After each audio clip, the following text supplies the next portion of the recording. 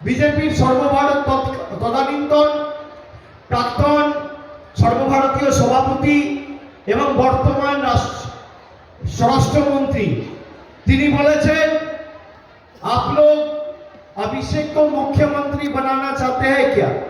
মানুষকে জিজ্ঞেস করেছে। আমি স্বরাষ্ট্রমন্ত্রীকে বলি আমার কোনো পদের প্রয়োজন নেই। আমরা জাত পাত ধর্মে বিশ্বাস করি না, ক্ষমতায় বিশ্বাস করি না। রাজনীতির ক্ষেত্রে আপনারা রাজে বিশ্বাস করেন, আমরা নীতিতে বিশ্বাস করি। আমরা মানুষের হাতে অর্থ দিয়ে উন্নয়নের নীতিকে মানুষের কাছে পৌঁছে দিয়ে দৃষ্টান্ত স্থাপন করেছি।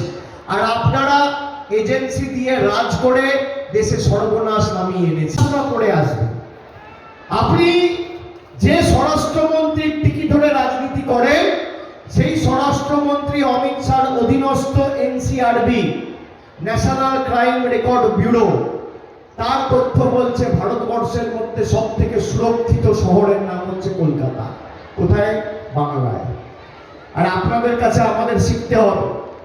কালকে বিজেপির সর্বভারত তদানীন্তন প্রাক্তন সর্বভারতীয় সভাপতি এবং বর্তমান স্বরাষ্ট্রমন্ত্রী তিনি বলেছেন आप लोग अभिषेक को मुख्यमंत्री बनाना चाहते हैं क्या?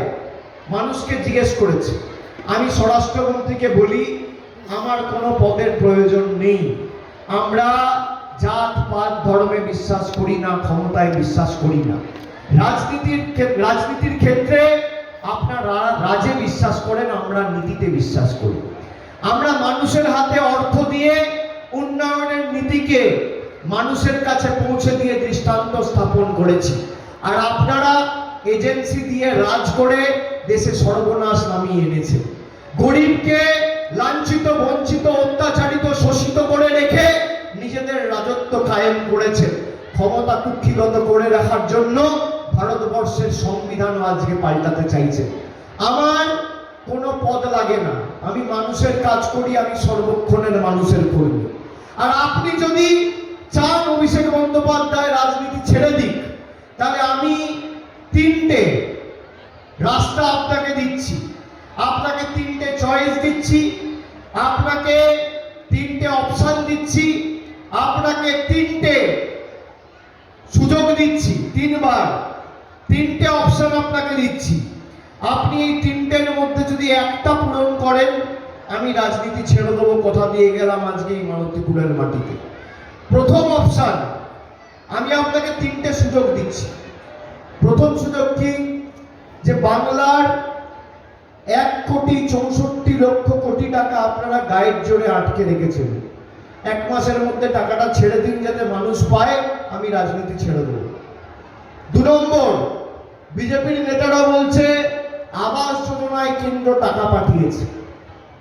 আমি বলেছি 2021-এর পর আর 17-18 সাল থেকে যে আবাস প্লাসের তালিকা তৈরি হয়েছিল, আপনি 4,000 কোটি ছেড়ে দিন, 400 কোটি ছেড়ে দিন, 40 কোটি ছেড়ে দিন, 4 কোটি ছেড়ে দিন।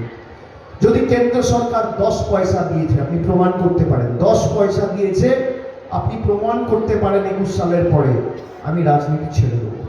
শ্বেতপত্র প্রকাশ করুন। আর তৃতীয়, আমি যেখান থেকে লড়াই করছি ডায়মন্ড হারবার, এখনো সময় আছে, আপনি মনোনয়ন দিয়ে আমার বিরুদ্ধে লড়াই করুন, আমাকে হারান, রাজনীতি ছেড়ে দেবো। তিনটের মধ্যে একটা শর্ত আপনি পালন করুন, অসুবিধা তো নেই। এত ভালো শর্ত কেউ দেবে?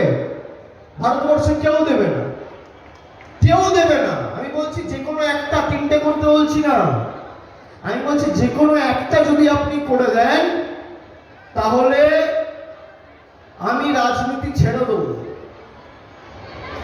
Open challenge. এরা বাংলাকে চেনে না, জানে না, বাংলার মানুষকে গ্যারেন্টি দিতে এসছে।